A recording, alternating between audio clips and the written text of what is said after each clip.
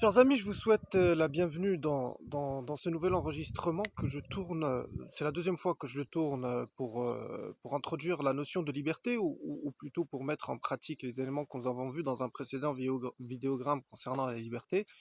Alors effectivement, j'avais tourné deux premiers vidéogrammes. Malheureusement, j'ai estimé qu'ils n'étaient pas à la hauteur des exigences que je m'étais fixées. Et moi, mon objectif, c'est quand même de transmettre un maximum d'informations de la manière la plus simple et accessible possible à un maximum de monde. Donc lorsque je commence moi-même à me perdre dans mes idées, c'est sûr que ceux qui m'écoutent ne risquent pas de comprendre ce que j'essaye de dire. D'autant plus que cette notion de liberté est quand même une notion qui me tient à cœur. Dans le premier vidéogramme, j'avais proposé une vision un petit peu épistémique, un petit peu abstraite de la liberté, qui est relativement contre-intuitive, hein, je peux le comprendre. Mais bon, malheureusement, lorsqu'on explore le domaine de la philosophie, le domaine de la pensée de manière générale, on tombe sur beaucoup de résultats contre-intuitifs et c'est peut-être aussi le signe que nous ne faisons pas fausse route.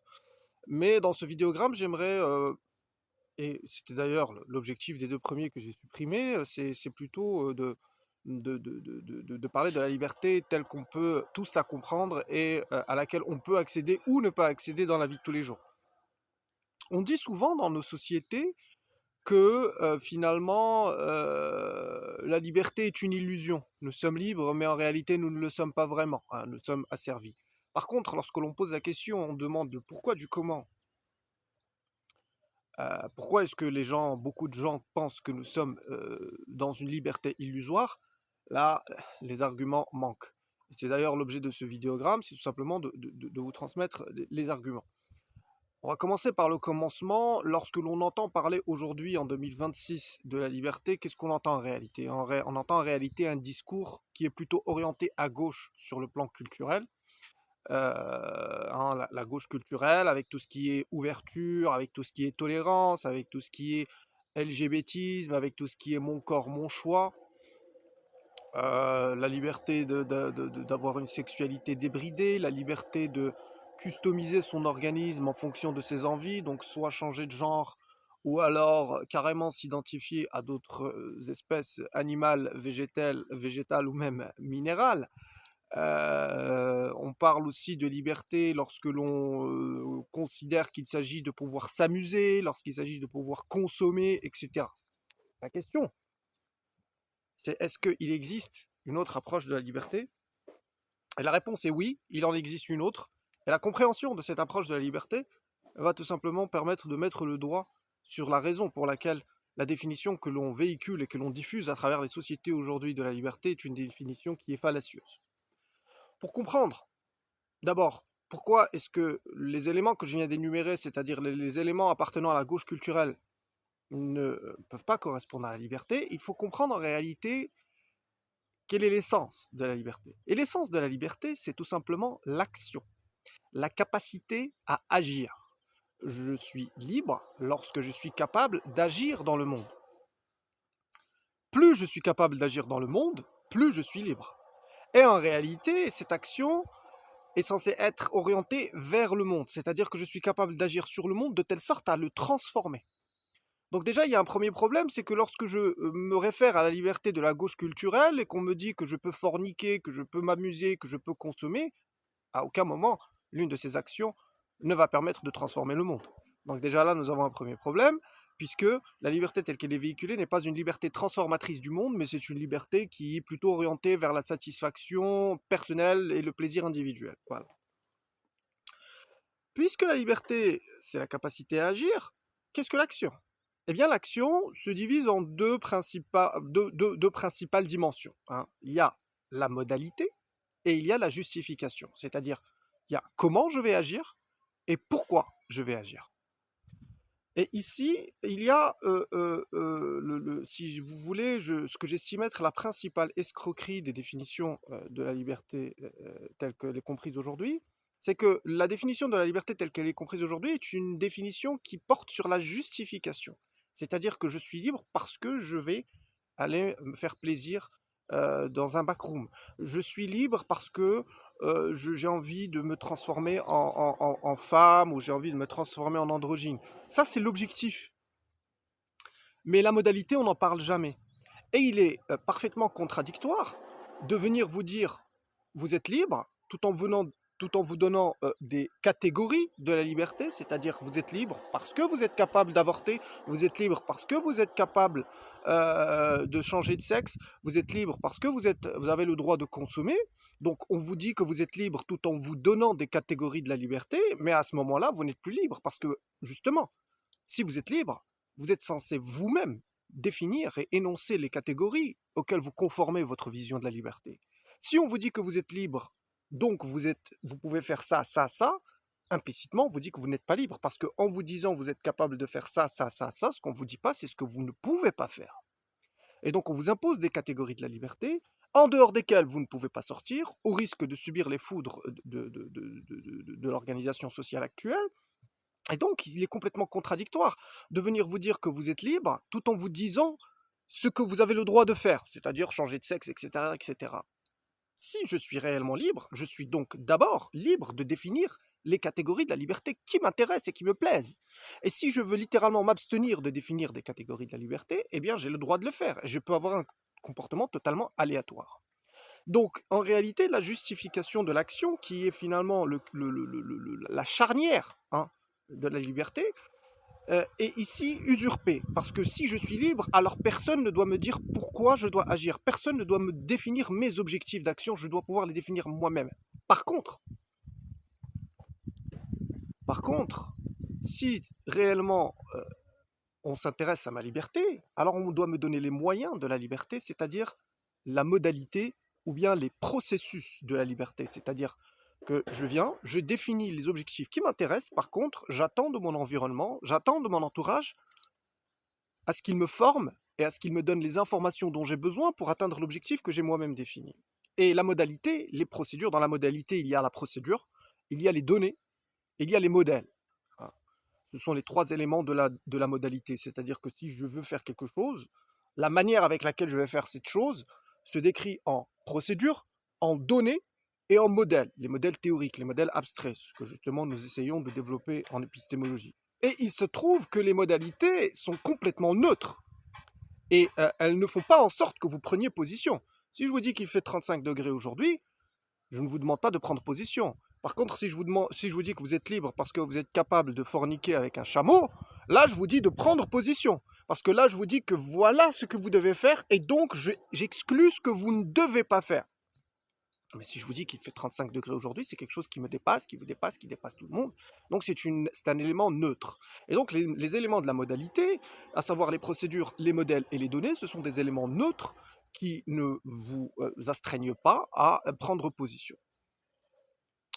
Et il se trouve donc que dans les sociétés dans lesquelles nous évoluons aujourd'hui, ceux qui détiennent la connaissance se gardent bien de la transmettre, ils se gardent bien de vous expliquer comment se passent les choses.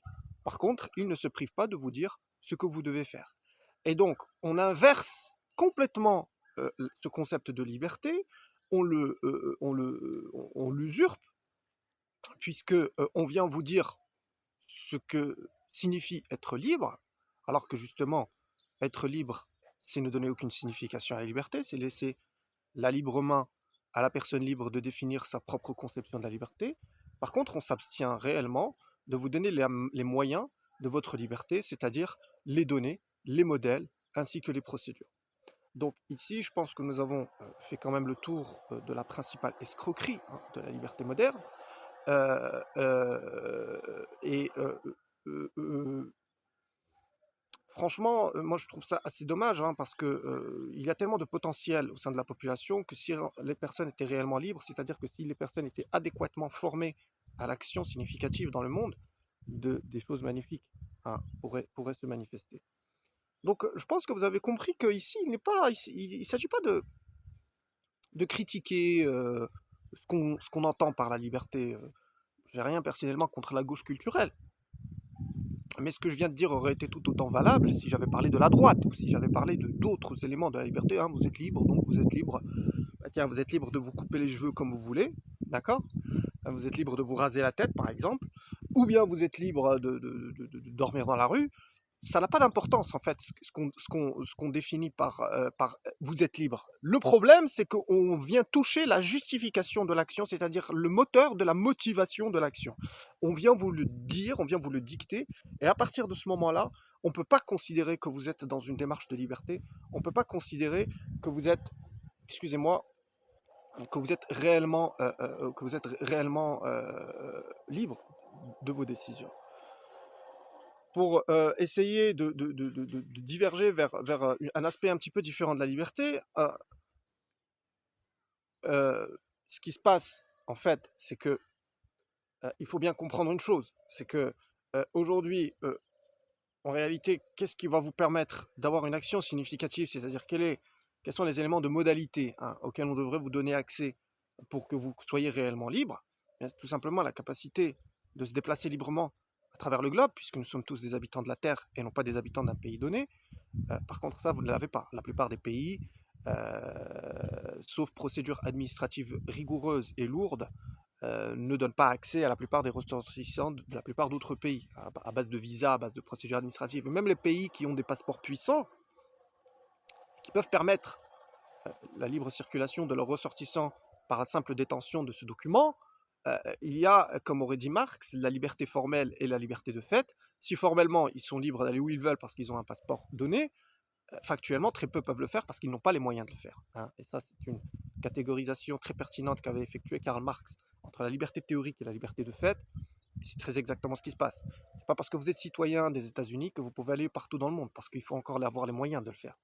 La liberté de circulation est entravée soit par la forme, soit par le fait que vous êtes de fait privé ou restreint de vos mouvements, mais il y a également la liberté d'écrire la loi. On ne vous forme pas à écrire la loi aujourd'hui. Les lois qui s'appliquent à la plupart des gens, ce sont des lois qui sont écrites dans des bureaux obscurs et qui viennent s'appliquer aux gens sans qu'on leur demande leur avis, et le seul choix qu'ils ont, c'est de s'y soumettre, ou alors d'aller transgresser avec les risques que cela comporte. La liberté également de disposer de son temps libre, parce que si je dois entreprendre dans le monde pour des justifications qui n'ont strictement rien à voir avec la transaction commerciale, j'aime faire la peinture, j'aime pêcher, j'aime explorer les grottes, c'est pas quelque chose qui est directement rémunérateur, j'ai besoin de temps libre. Le temps libre aujourd'hui est complètement saisi, pris en otage par le système capitaliste et le système libéral. Donc on a beau vous chanter tout ce que vous voulez, vous n'êtes pas libre.